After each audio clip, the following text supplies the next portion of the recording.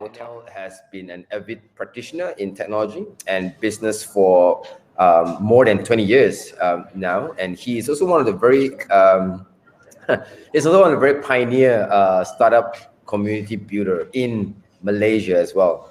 And now he is still very actively supporting the whole startup ecosystem, the startup community as well in Malaysia and outside of Malaysia as well. So without further ado, Daniel, how are you?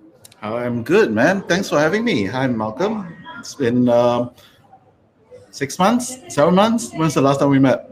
I think we met in end of September last year. Yep.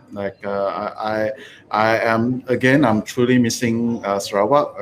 It's one of my favorite places around, and especially with the generosity and the hospitality of Malcolm. It's always amazing. I can't wait to be back. Oh, can't wait to have you back here. So Daniel, are you able to share with us a little bit about yourself? I mean, besides me introducing you in a very generic way just now, but do you have any things that you can share about yourself? Yeah, so I started my entrepreneur journey very by accident, basically. I was a computer geek, pretty much still a computer geek myself. Although I'm not like programming much or anything, but I like to tinker with stuff. So back in high school, I took over because being one of the better tech guys in school. So I took over the computer club in my high school, and I became their president. So they were not awarding the thing based on leadership roles, but they were awarding based on like, oh, you are a good computer guy, so maybe you should be president. Somehow or other, I ended up turning the club into something fairly profitable. We actually ended up at that point in time, we raised money to buy 20 computers. At that time, one computer cost about 5,000 ringgit plus, actually, and we built a whole computer lab for the school, and we did a lot of stuff but I didn't view myself as an entrepreneur back then. There's also another thing that I feel like was an inflection point. This is more hindsight looking back. One of the things that I stay in Malacca, and Malacca, we used to be able to receive like Singapore channel, and I saw the Singapore news saying that, oh, there's Hello Kitty coming to Malaysia. It was popular in Singapore, like people are queuing up. So I know it's coming in Malaysia in like a couple of weeks time. So I end up buying a bunch of Hello Kitties and end up reselling it. So there's 5 of it. I bought like the first 3, then wait until the last 2, and then sell it. I think on average, I was selling it about 80 over ringgit. The cost for me was about 15. I think it was like 499 and 999 for the cat, actually. So that was how long. Wow. And so I made about like quite a decent amount of money back in high school for that. Didn't understand about saving or what, just spend everything. And it's spent on my bike, actually. So kind of regret that. And my first official business actually came in my first year of university. I was so the idea of the vision and the dream of MSc. So I decided to stay back in Malaysia and join MMU. Originally, I was supposed to go UK to chase after a girl. Stupid thing. But also my family, I'm not from a rich family, and then at that point in time, the currency rate was like super crazy. Even my partial scholarship could not cover. It was stretching it for my family. So I was like, you know, let's stay in Malaysia. Let's figure out. And I started my first company funded by my university together with some business partners. We got Tun Siti Hasma back then. She was our chancellor to launch it. And yeah, that started off a whole series of things. After that startup failed. It was during the .com era. So that's how old I am. And I started a few consulting things. I ended up consulting some work with a few agent training company. I did some work for Malaysia Kini. I got built education, supposed to be an education tech startup, but it became an education tourism business. I sold that to my investors, and since then I've been back in Malaysia. Like I've been primarily based in Malaysia since then, but my business was mostly getting students from Dubai, Doha, Korea to come to Malaysia to do summer camp, and so I was bored. I felt that hey, I like technology. I want to do something around the technology space. So end up doing stuff like bar camp and what. So end up helping like one of the people to nurture are fortunate enough to help to nurture the startup ecosystem and learn a lot of things throughout the years. Over the years, I've been casually angel investing. We started a couple of companies. Although the companies that I start are not so like startup per se, mostly agency, but we end up taking on a fairly large client for our size. We were working with a few Fortune 500 companies. We were building stuff for like Petronas. We were building stuff for Bank Negara. So in 2019, I was actually unwell in 2017, so I decided to take a break. In 2019, I was on sabbatical since then, and around 2018, I took back control of a community that I started early on, and it had about 8,000 people then. December 2018, it was filled with spam. It used to be called Youth Entrepreneur Malaysia, and just a couple of days ago, we reached 50,000 members in about 2 years. And the interaction and the engagement and the amount of people I meet through that is amazing. So been actively doing that, especially last COVID, because there was a lot of people having issues with COVID affecting their business. So yeah, that's a TLDR version of what I do. So congratulations, hitting 50,000 followers on the new platform, right? I mean the rebranded platform, right? Yeah. So with that, just want to check with you, like what kind of channel do you use to market and generate traction? I mean, so before you actually hit stone, what were the things that you need to do, like to rebrand the whole platform? So I'm taking it into two different parts. One is talking about the community itself. So the community itself, although there were 8,000 people, it seems large at that point in time, but it was filled with spam. So we end up kicking out a lot of people. My guesstimate is I end up kicking close to 2,000 people out from that group. Just like ban. You see any spam, I ban, and so forth. And we take a very strong approach in terms of what we want to do. We want to make sure there's a space where people can learn, people can exchange and network with each other instead of actually sell. So there's a lot of platforms out there. There are definitely larger group, but there's very little interaction. It's just that people go there and buy my stuff. This is more like, okay, I have this problem. I'm looking for this supplier, or I'm looking for investor. I'm looking for this and that enables people to help add value to that. So we took a very strong approach to that. In terms of the question you asked earlier, how to generate traction, I think for the group, I think we are just, if not even for the group, ultimately you need to figure out where are your user base. So that's number one. What problems are they trying to solve? That's number two. And number three, number three, what are the values you can offer them? Like, so those are the three things. And we quickly figure out, like using the entrepreneur group as an example, that there are always multiple ways of marketing. But as a startup, you do not have enough resources. So you need to learn how to you need to learn how to build a katana, not a Swiss Army knife. And what do I mean by that? A Swiss Army knife is, you can do a lot of things. You can unlock you can remove your screw. It's a knife, it's a saw, it can opener, and something like that.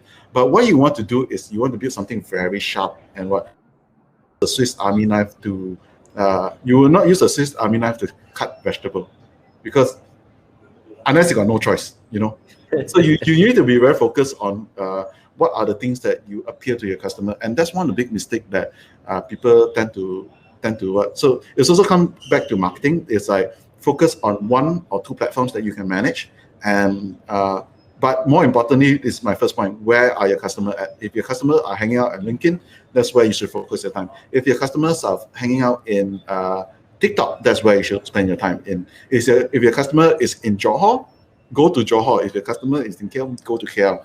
And you need to figure out where there are always natural spots, whether in real life or in virtually, where people are gathering. If there's no such place where people gather, build a platform for people to gather.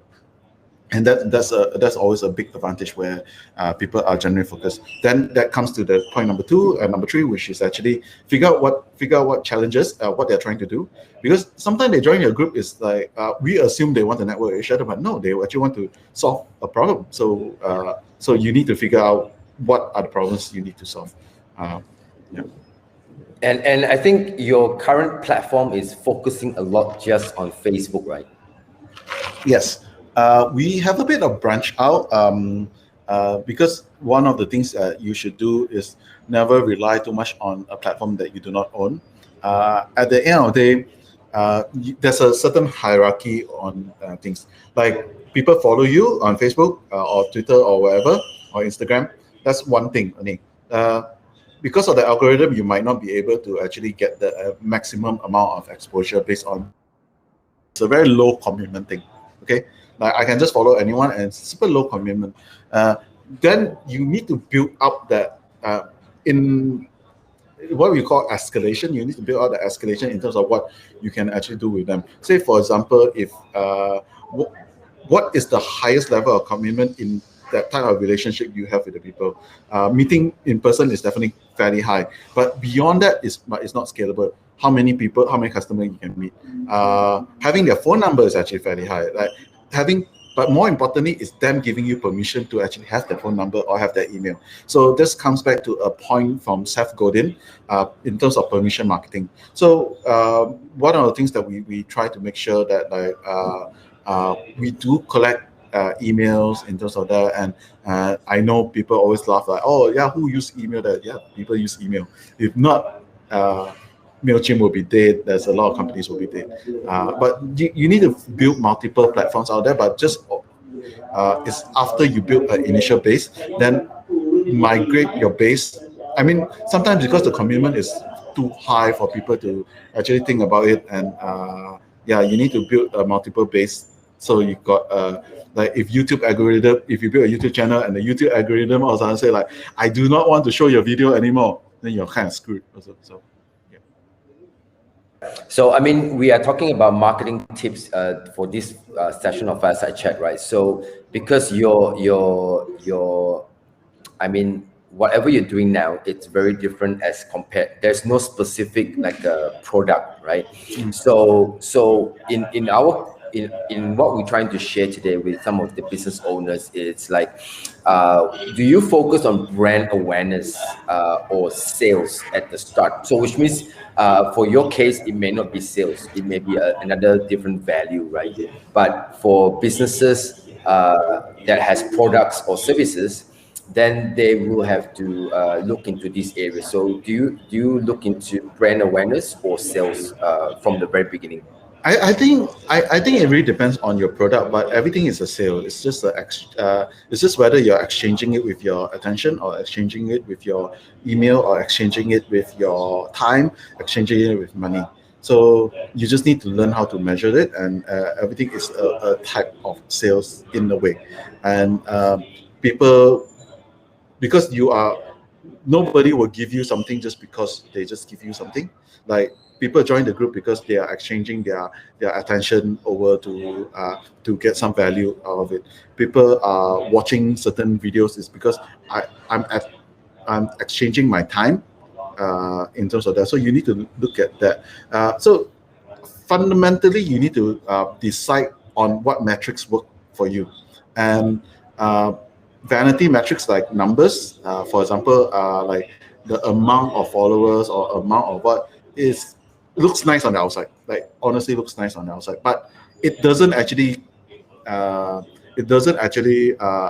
bring out what's the real story on it. What we track, like for example, what we track in the thing is engagement of the group and active members. So our active members, although we have 50,000 people, some groups, the active members are less than 10% of that. Our engagement level is 45,000 people in the group, so it's actually fairly high, and that's what we usually track. We want to and every single platform has a different way of playing, all right? So let's say, for example, if you're running an e-commerce business, if you can afford to do branding, if you got the time to tahan, like in terms of your cash flow, that you can do branding, then you need to know the objective. What's the thing? But at the end of the day, your goal is still doing sales. So it's okay that you can sometimes triage the whole thing by using branding and sales at the same time. A good example would be FitGear, like say for example, okay, FitGear initially start charging, and shout out to Zikang, this was actually quite brilliant, because they started doing sales, wasn't part of branding. The branding is educating why you need to buy. At the same time, they put it in a way that's a low cost barrier. So I think that time you buy one t-shirt, you get another t-shirt free. So it does have that conversion to build out the user base. So they were doing around 3 things at the same time. So there's nothing wrong of actually if you have the ability to do it more, but you need to figure out what's the lifeblood of your company. If you have enough lifeblood to tahan, then branding is a good thing. If not, then because at the end of the day, your company, your business or your organization, cash is the thing that enables stuff. And if you do not have cash to enable it, don't talk about branding, then talk about straight to sales. If you have the ability to do sales, you can still build some form of branding on top of it. Because one of the reasons, like using FitGear as the example of just a product for selling, is that they actually put out like, hey, you're buying this t-shirt at this cost, this is the breakdown. So we know that we are paying something, it's very cheap. But that backfired because now FitGear is a lot more expensive than it is initially priced at. But if they were to keep with that works a lot, because it's there. I saw another good company that used that is actually Burger Lab. Burger Lab, what they did was they did 2 types of branding. So they actually the reason they call Burger Lab is that they start working with influencer to do food testing. And of course, the influencer will want that some kind of exclusive level of, I get to try this first and I get to give my opinion. And so they will do like, I'll give you 2 burgers. Which one do you like? And which one will you pay for? And that enables them to test out a sale. They get to buy 1 free 1 burger, but which burger tastes better, so they can do. So you can try to do multiple things at the same time, but you have to be a bit smart on it, and where are the leverage points that you can actually use to leverage on top of doing all these multiple things. So right, thanks for that insight, and I think it's very good to know, like, because a lot of time business owners they always look into like, which one should I start, or there's a formula I should start this first or that, right? So but actually it's more about depending on your business and the nature of your business, right? What do you really want as well, right? So coming back to one of the point that you mentioned just now about following your customer where they are, right? So how did you actually identify your target demographics, and was this an ongoing process as the business scale or grows? So one of the things is, as you're starting any business, you need to understand, like, you don't simply start a business just to start a business. You start a business. Sometimes I do not like this advice. Like, start a business you're passionate about, and there's actually truth to it. And the reason why is because you're passionate about it. You know where people are hanging out. You know where people are getting their information. You know what they are reading. You know which are the social media influencers they are following, and so on. If you're, let's say, for example, if you're starting, like, for example, Malcolm, you introduced me to the idea of movement, and I have no idea what movement was. And because you were passionate about capoeira and what it was actually in the periphery of your circle, it was something that in that circle that you can easily jump onto the next thing. And a lot of times that people will do like looking at opportunity alone, they don't understand where are their customer, and they don't understand the customer, and that's where a lot of business fail. And so it's a constant thing. Using the Hello Kitty thing as example, I don't understand Hello Kitty. I hate Hello Kitties actually, and it's a very known fact. But I understand desperate boyfriends. I know boyfriends or people who wants to please their girlfriend or the girl that they like. It's like, oh, the girl like Hello Kitty, and I know where they. I know what they are looking for. They're like, yeah, I give one Hello Kitty, no use one. I need to give a complete set. So I understand my user. Yeah. Like that, true, right? Like they will, if you want to impress your girlfriend or impress the crush you want to do, like, yeah, I'm not giving you only one, I'm giving you the complete set. It's so hard to collect, Then that kind of thing. So I understand, because me being a guy that desperately want to impress a girl, I understand that market really well. And so you need to know your market fairly well. And this is one of the reasons also when people are looking for funding. Let's not even talk about marketing. Let's talk about looking for funding. Like, you need to know your numbers right on top of your head. I know, as much as I don't go to the other groups in what I know, their engagement level, is the nearest growing group. What are the things that they are doing differently from us? Like, I know I'm at the pulse of it. I think that's the thing that you need to, as a marketer, you always need to be at the pulse of what people are talking about, concerned about, what issues they are facing, and so on. And like, it's not platforms, it's not really about that. It's really just understanding about what are the things that concern them, basically. Right. So leading to that, you're touching about investors, right? Investor, right? So did you have a plan to market for customers but still appeal to investors? Yeah. So at the end of the day, talking to customers, really marketing. Marketing. Some people might definitely disagree. Oh, sorry. Can you guys hear the background? Sorry about that. No, it's all right. We can still hear you clearly. Yeah, sorry about that. Sorry. So one of the things about investors is basically it's also the right target market. What are they looking for? And it's the common question you need to ask whoever you're selling to and whoever you're marketing to. When you're convincing your business partner, what are they looking for? Do you have what to offer to them? And I will go back to the dating example again. Like, if you like this girl, what is she looking for? Do you have what it takes to convince her that you have what it takes to do that? So you need to know your target market fairly well. If you know she likes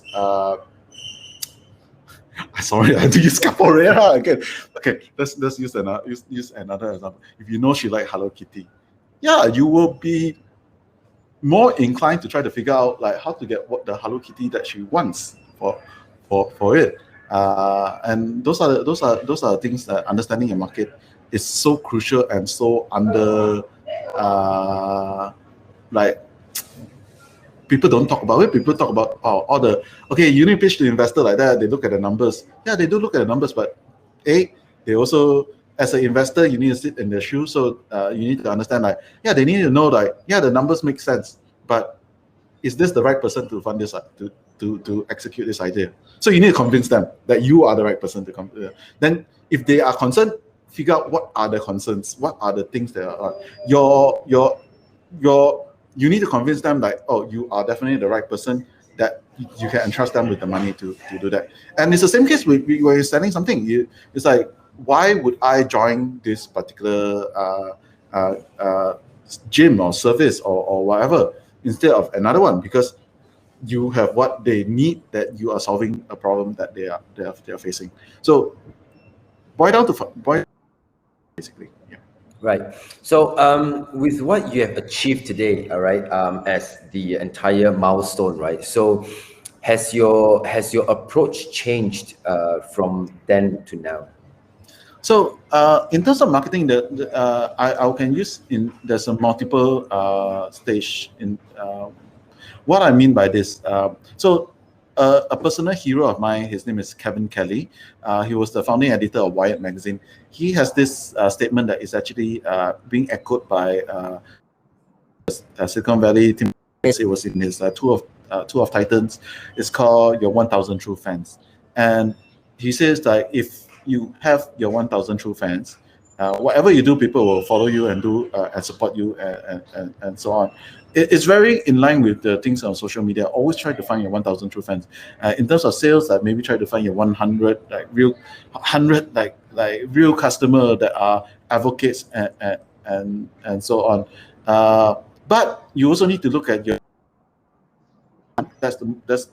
so you want to break it down to a few stages. Okay.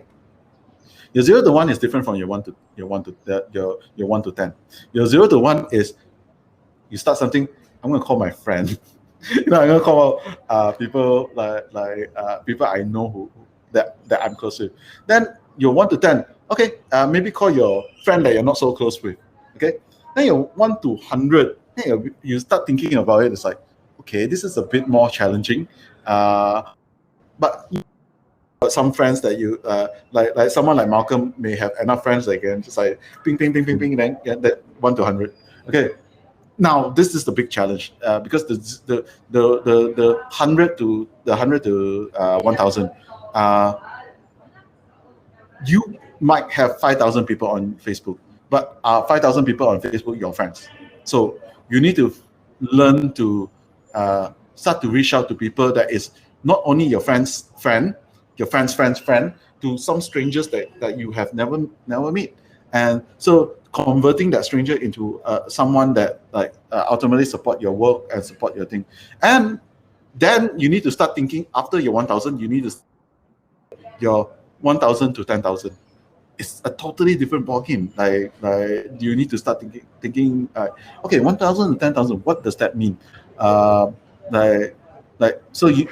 if your fundamental is not strong, again, you're so let's say let's look at the 0 to 100. People can just because you're Malcolm, I will support you, or because you're Chan Wai, I'll support you, or because I'm Daniel, people will support me, or because you're Emily, they'll support. If you're your 100 to 1,000, Malcolm's name doesn't.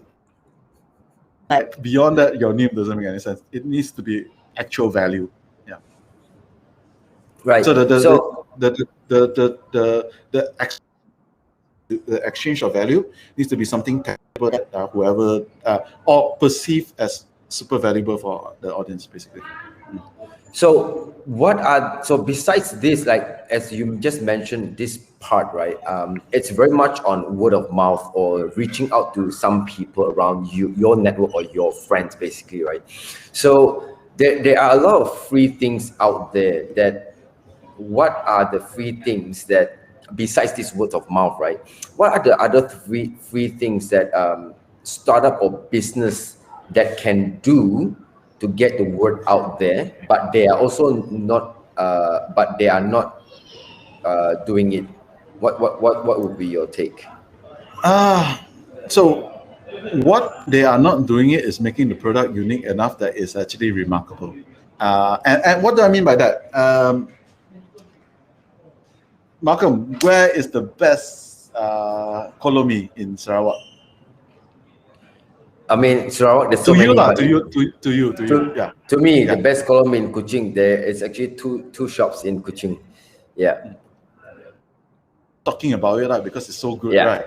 Yeah. And that's the idea, that it needs to be remarkable enough that people are actually willing to go out and share about it.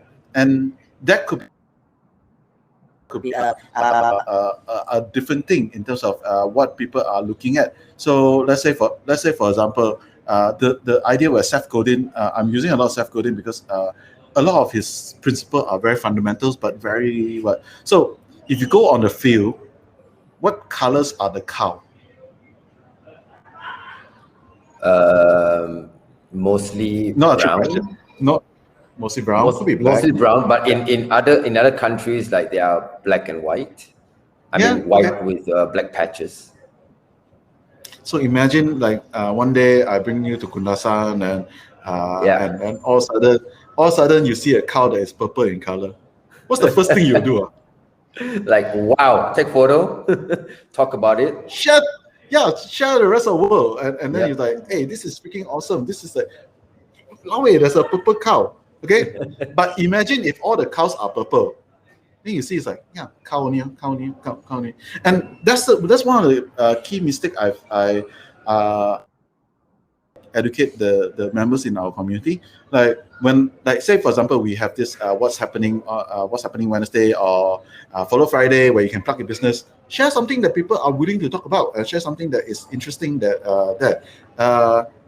It doesn't take hard to be remarkable. What you need to do is basically try to a whole different thing that allows people to make it interesting for people to talk about.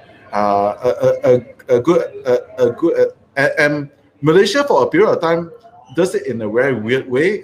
What I mean by that is like, oh, we got the biggest kaya puff, we have the biggest egg tart, we have the biggest whatever nonsense.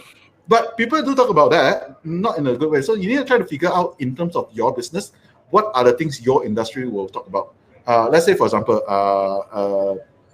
most people provide. I'll use Gmail for a good example. Okay, at that point in time, email was webmail was actually like Yahoo was, I think, giving 100 megabyte, not gigabyte, 100 megabyte per account.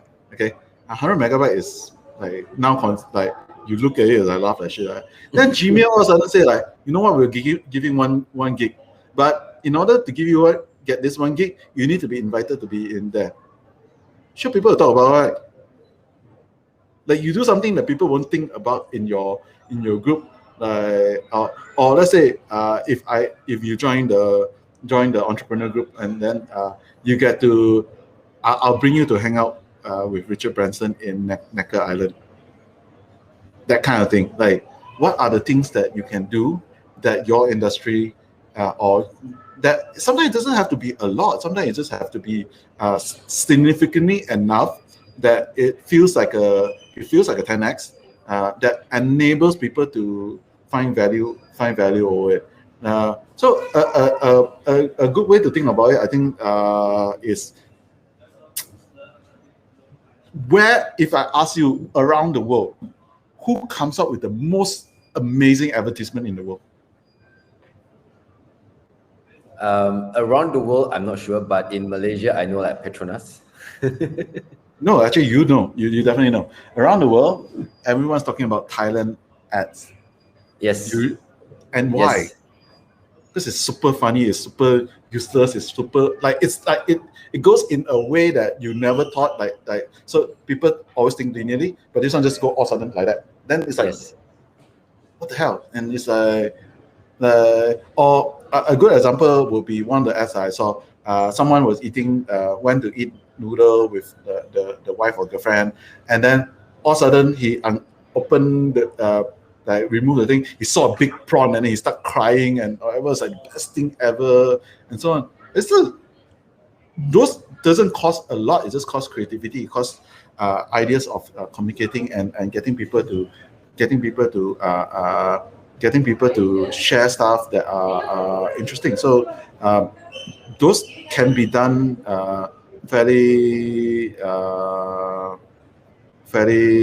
easy actually. So yeah, those are you can actually go figure out stuff that are remarkable, that ideally it doesn't cost you a lot of money, but yeah, it can be done. It definitely can be done.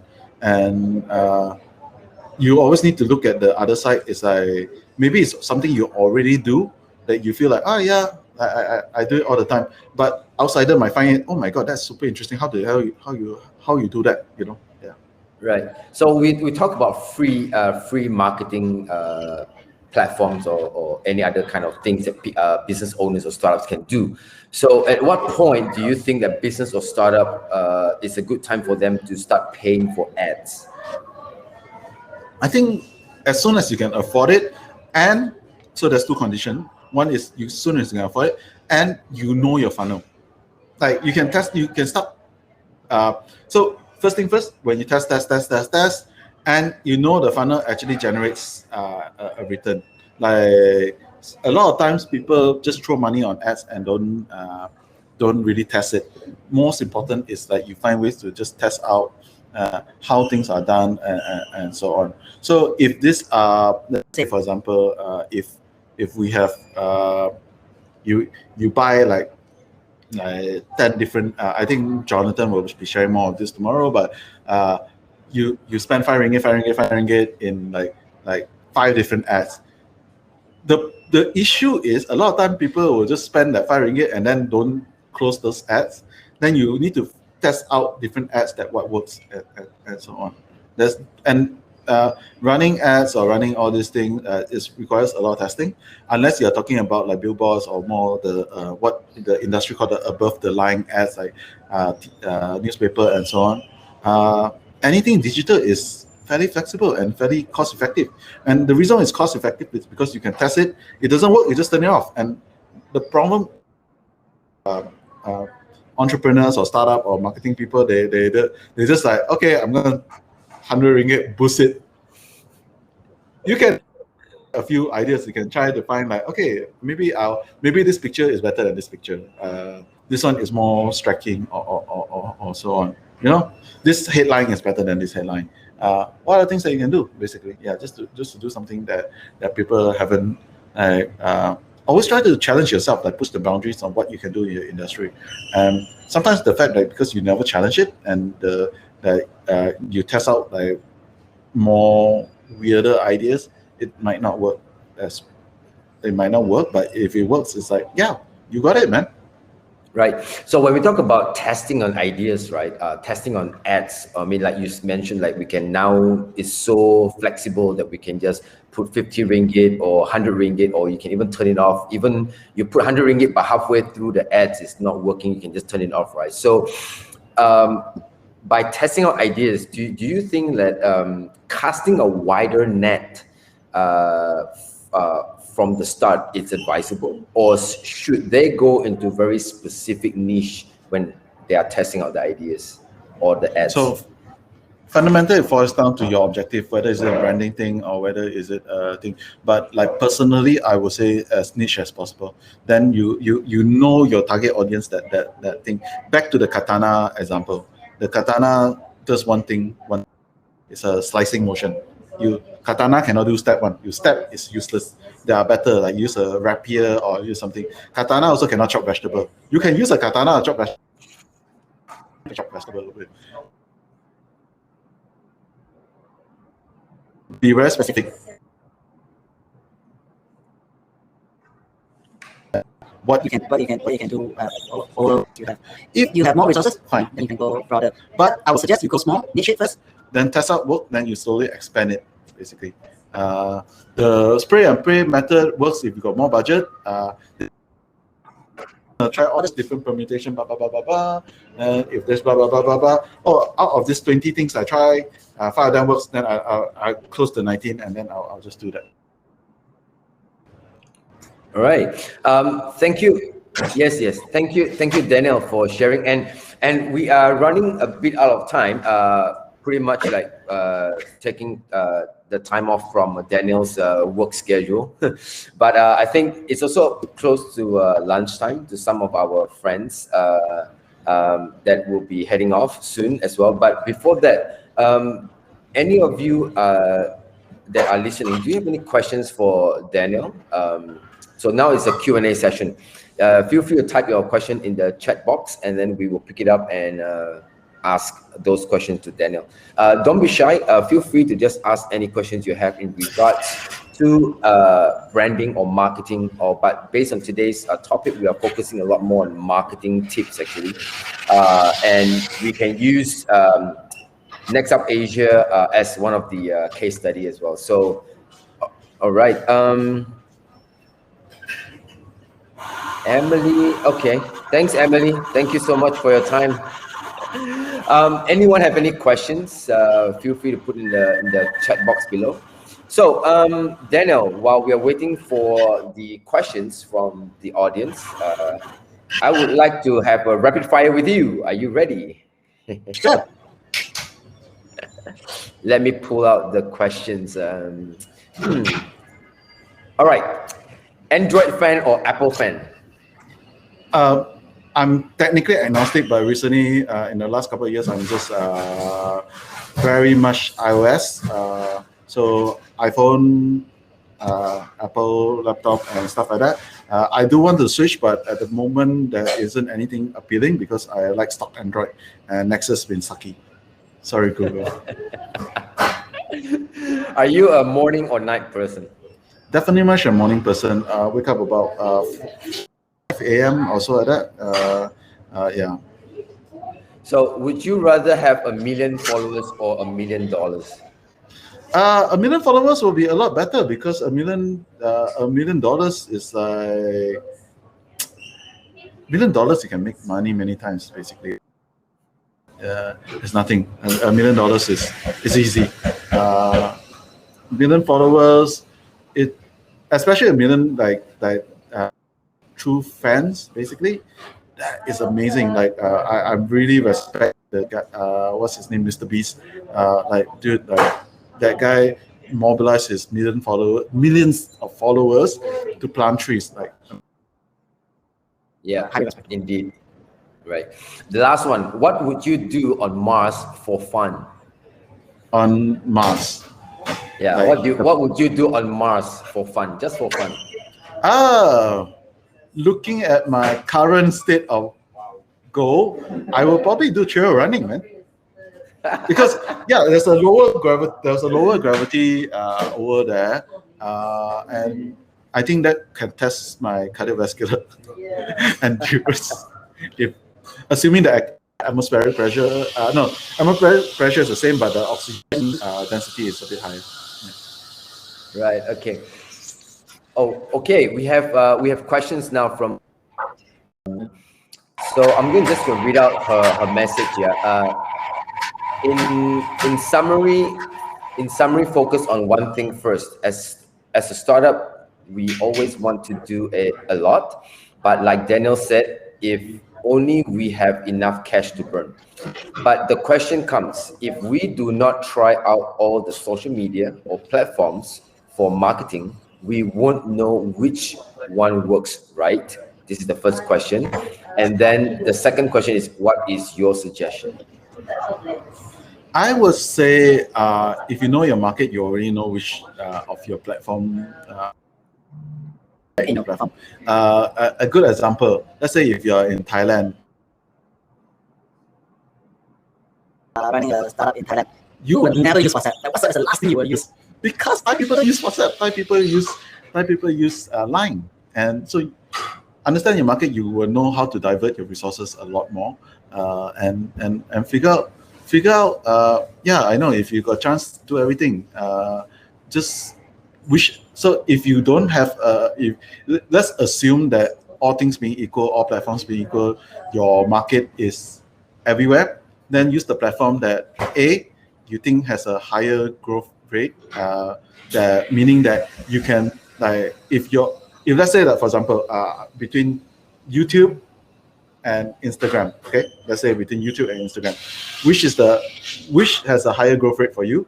Number two, which is actually easier for you to do? If you are a video person and then you feel like you can produce really good videos, fine. If you are image person or whatever, then do that. Or if you are like TikTok person, or that you figure out what you are comfortable if all things being equal.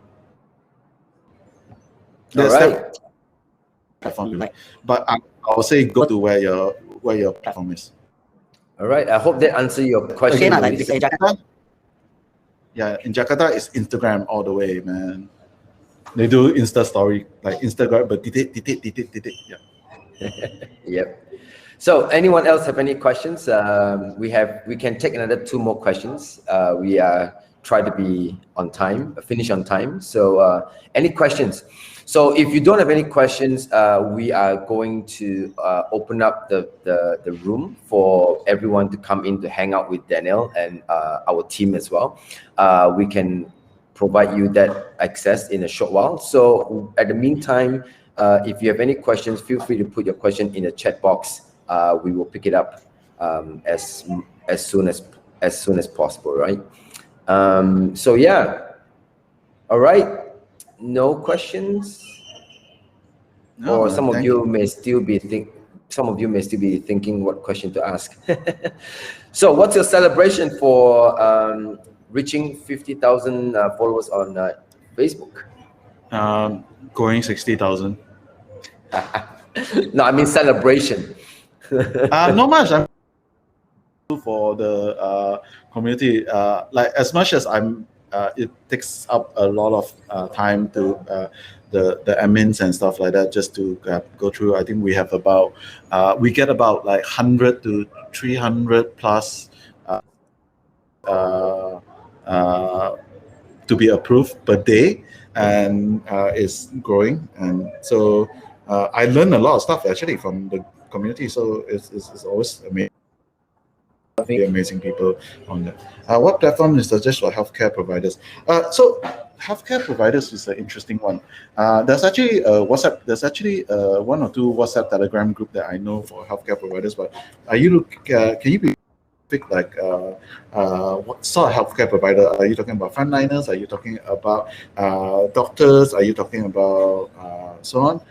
Let's say for doctors, I would say MMA, where MMA people are hanging up.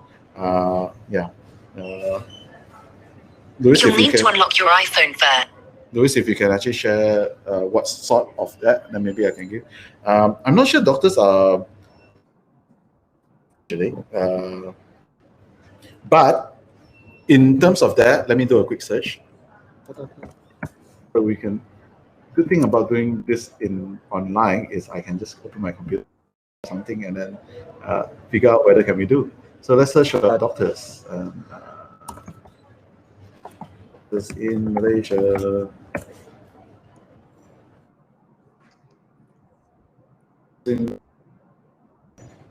So yeah, there seems to be quite a number of on LinkedIn. There seems to be quite a number of doctors. So it's actually a good platform to start. Let me quickly do a search on Facebook. I doubt will be Instagram now. Like although there are some, I know there are some celebrity doctors and dentists on Instagram. But on Instagram, there's a lot more on like those kind of exercise related or those kind of like rehab. Yeah, more fitness and wellness. Yeah, on Instagram. So sorry, yeah, go ahead. No, so there is actually like okay, to put in perspective, if I can I share screen? Yeah, you may share screen. Food doctors. Yeah. Okay, I do not know. Okay. So this is like a how-to tutorial. So I'll search doctor in Malaysia quickly, and then I'll just look at groups and Malaysia copywriters. Oh, there's a doctorate support group. Not really what you're looking for, 7,000 people. But there you go. There's a Malaysia Doctors Club, 4.2 there. Professional and so on.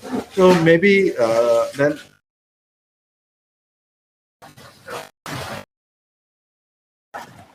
Do multiple search and yeah, you can figure out what are the things. Also, if you do not know, just talk to your doctor friends. Like, hey, is there a community online? Or so on. So let's say I'll share on LinkedIn.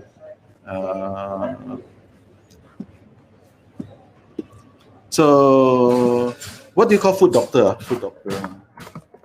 Orthopedic, is it? How do you spell orthopedic?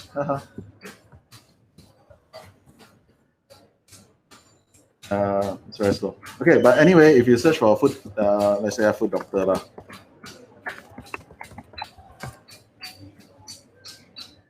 Yeah, you can see some like NS, that orthopedic, surgeon. So then you can just use a search on looking at orthopedic surgeon, where are they, and just try to connect with them and figure out, okay, is there an orthopedic group or not actually? So I will say orthopedic surgeon Malaysia. Sorry. Yeah, there's definitely there's a few companies. I will search for group. There's no group. So if there's no group, there's an opportunity for you to start something to actually gather them together. So Daniel, we have one more question from Chanwai. How do you decide on the platform that works best, or do most of them to decide after a while? So again, I think that's a similar question. You need to see your growth, and fundamentally, that also is like how you stand out. So that's another thing that I never said just now is, let's say your community or people that you're is in all the different platforms. Okay, then you need to look at your competition. Is your platform? Let's say, for example, I'm using Lewis. Like all your competition, all your customer are on YouTube, Instagram, and TikTok. Okay, but all your competitors are active on YouTube, and all your competitors are active on Instagram. Not many people on TikTok. Then I will do TikTok. Then I will look at the competition ratio basically. Yeah. Okay. Thank you but once again. but I also look at the trend. If it has to be a growing trend, do not go into social media that is a non-growing trend or so on. Yeah. So thank you very much for your time, and thank you, Daniel, for being here with us.